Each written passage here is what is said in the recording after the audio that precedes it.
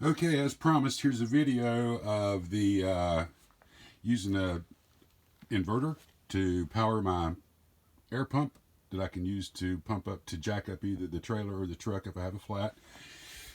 So here's the 12 volt battery, 98% charged, 1750 watt inverter.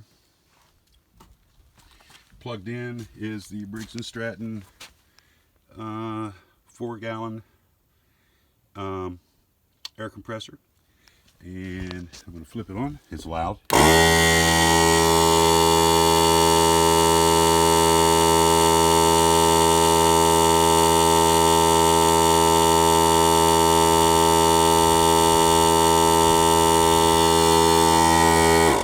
So it does run it. It's noisy as hell. I'm not going to sit here and wait for it to get up to pressure all the way, but it did get to, between the first test and just now, it's up to 80, 30, 60,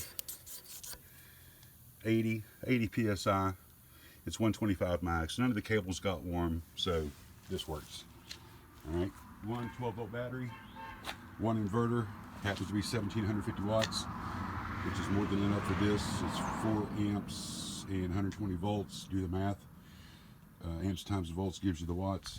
The inverter is plenty powerful enough to supply the air compressor. Good test.